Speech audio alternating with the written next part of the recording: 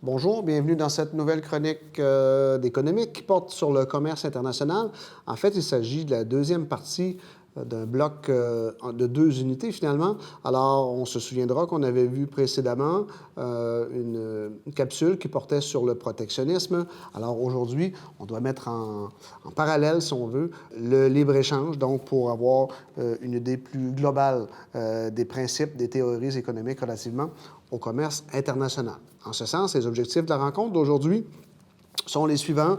Expliquer les arguments qui justifient le libre-échange, reconnaître les effets du libre-échange et également identifier les phénomènes inhérents au libre-échange, à la mondialisation de l'économie. C'est ce que nous verrons aujourd'hui. Alors, dans un premier temps, on va définir le libre-échange. Alors, en fait, c'est une définition relativement simple, par opposition à ce qu'on a vu récemment, donc absence de barrières tarifaires, donc absence de restrictions au commerce international. Il s'agit donc de libre circulation des biens et des services. L'opposé du protectionnisme, quoi. Et à l'intérieur même de la mondialisation, donc ce qu'on constate, donc les observations qui sont de plus en plus évidentes, c'est qu'on verra le phénomène de libre circulation internationale des biens et des services et également des capitaux, et même à un niveau plus intégré, donc libre circulation des personnes également au sein des différents pays.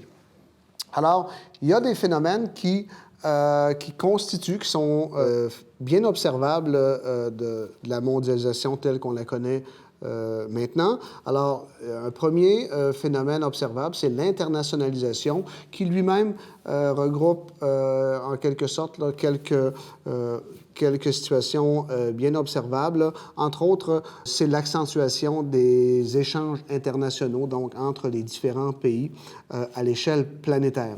Et de même, on a vu dans la capsule précédente, donc une des façons de justifier le protectionnisme était l'achat local. Or, il devient de plus en plus complexe d'identifier donc les composantes des différents produits, puisqu'ils ont un caractère international. Donc, je pense ici notamment à la voiture Volvo qui fait la fierté des Suédois. Or, la voiture Volvo, donc de mémoire, est composée de 48 composantes, donc à caractère international. Donc, bien que la voiture soit assemblée en Suède, ce produit-là est davantage un produit international qu'un produit local. Donc, évidemment, les consommateurs désirent obtenir une information la plus transparente possible, la plus complète. Donc, en ce sens, par contre, il est de plus en plus difficile d'identifier un caractère national à certains produits en raison du caractère international, en fait, des produits et des services. Alors, c'est ce qu'on constate lorsqu'il est question de mondialisation. Également, on parle de globalisation ici également qui prend diverses formes. Alors, d'une part, on constate qu'il y a de moins en moins d'exotisme économique, disons-le ici, même d'exotisme culturel, puisqu'il y a une certaine forme d'homogénéisation de la structure économique des différentes nations. Donc, l'activité économique se ressemble de plus en plus à l'échelle planétaire. Donc, ici, on peut dire que, en fait, la planète devient de plus en plus uniforme. Donc, il y a une disparition, en quelque sorte, des barrières nationales, finalement. Donc, et ça se traduit par un niveau de consommation, du moins une consommation qui est de plus en plus uniforme. Et au premier plan, on verra, évidemment, au sein même de ce phénomène, les multinationales. D'ailleurs, pour la plupart d'entre nous, lorsqu'on pense à mondialisation, on pense évidemment aux multinationales, donc ce qu'on considère, ce qu'on appelle, ce qu'on nomme la multinationalisation, ou si vous préférez la transnationalisation, c'est-à-dire que les entreprises vont exercer leurs activités économiques même à l'extérieur de leurs propres frontières. Donc, dans un premier temps, comme simple distributeur ou vendeur, mais également le phénomène de la multinationalisation, on en est rendu à un niveau nettement plus avancé, c'est-à-dire que les entreprises vont également produire à l'échelle locale, produire à l'échelle internationale, distribuer à l'échelle locale, distribuer à l'échelle internationale. Donc, évidemment, c'est un des aspects de la multinationalisation qu'on connaît relativement bien, qui est de plus en plus apparent, observable. Alors voilà.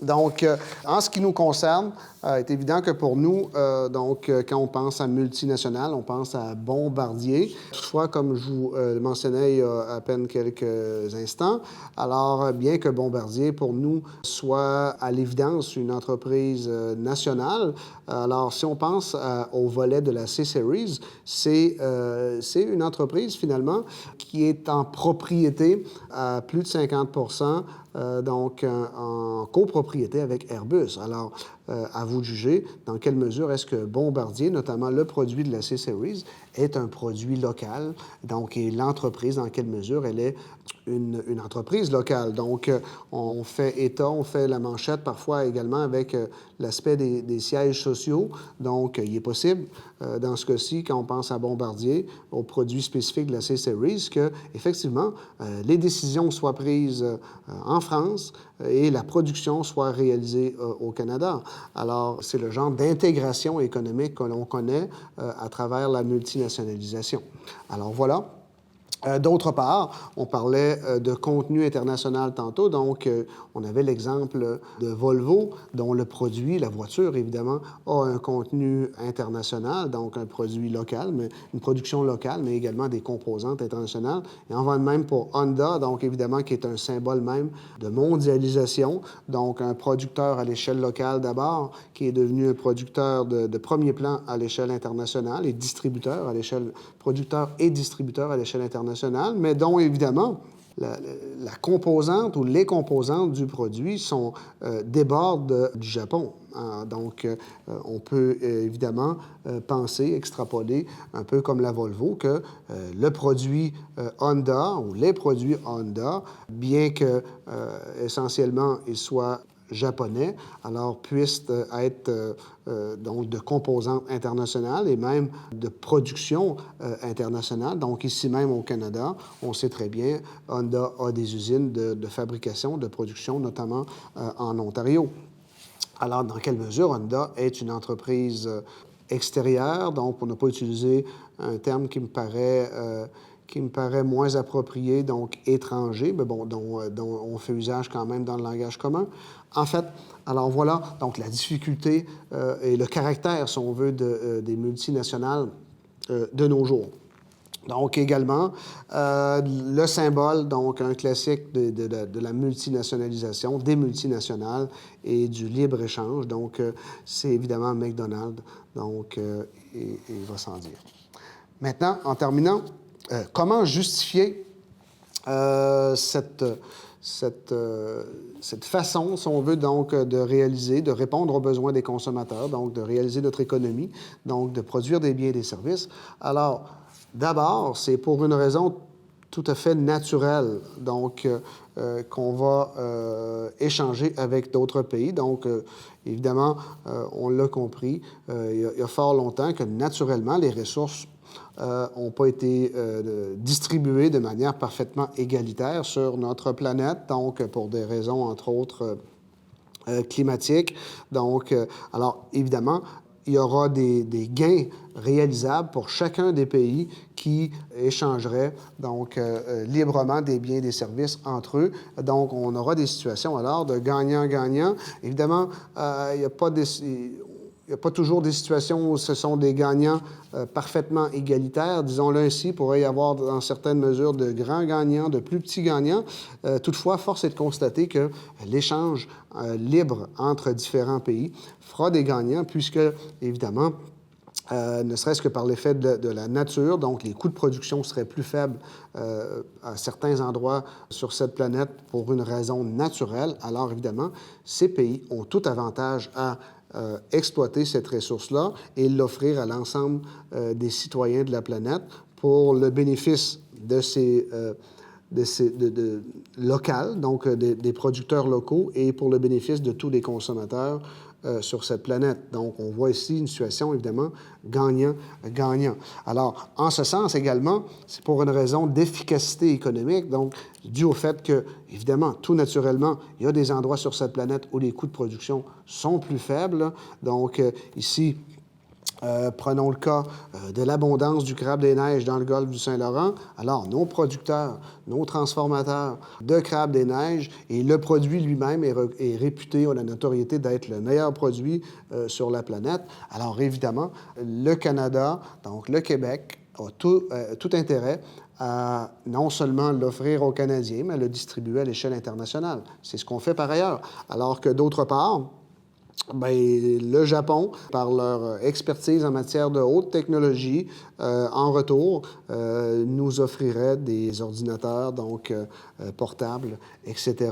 Alors ici, il est question de simplement d'avantages absolus, c'est-à-dire qu'un pays va se spécialiser, donc nul besoin de produire l'ensemble des biens et des services désirés par sa population. Donc, il est préférable et du point de vue économique, la spécialisation est nettement plus efficace, donc pour des raisons d'avantage absolu. C'est-à-dire qu'on a intérêt à se spécialiser dans la fabrication des biens et des services pour lesquels on est plus performant. Donc, et ne serait-ce que pour des raisons naturelles, dans ce cas-ci, en ce qui nous concerne, pour le crabe des neiges. Par ailleurs, même dans un contexte où une nation aurait des avantages absolus par rapport à des pays étrangers. C'est-à-dire qu'un pays serait meilleur qu'un autre dans l'ensemble de toutes les productions au sein de l'économie. Donc, ça ne signifierait pas pour autant que cette nation-là devrait tenter de tout réaliser par elle-même, de tout produire par elle-même, plutôt que de commercer avec un partenaire étranger. Donc, c'est ce que David Ricardo avait constaté à la fin du 18e siècle. Donc, c'est ce qu'il a nommé. Donc, il est le père de cette théorie économique, c'est-à-dire la théorie des avantages comparatifs. Donc, un pays aura intérêt à commercer avec un autre pays, même si sa nation a des avantages absolus sur l'ensemble de la production. Donc, on va se spécialiser dans les biens et les services pour lesquels on est relativement meilleur, ou si vous préférez, relativement plus performant, bien qu'une autre nation pourrait être plus performante, plus productive que nous pour l'ensemble des biens et des services. Donc, la théorie économique est en mesure de démontrer qu'il y aurait quand même des avantages donc spécifiques à chacun et ultimement des avantages pour l'ensemble de ces deux nations à entrer dans une situation de libre commerce et de se spécialiser en ce sens. Alors donc, c'est ce qu'on appelle la notion de coût d'opportunité, des avantages comparatifs. Alors voilà, et c'est ainsi qu'on peut mener donc à améliorer le niveau de vie de l'ensemble des citoyens, non seulement à l'échelle locale, également à l'échelle internationale et planétaire. Alors voilà qui complète le bloc sur le libre-échange. Donc, il m'apparaissait absolument nécessaire que ce bloc soit présenté subséquemment au volet qui portait sur le protectionnisme. Donc, ces deux volets ne peuvent être dissociés, mais bien vus en parallèle. Alors là-dessus, je vous dis merci et à une prochaine chronique.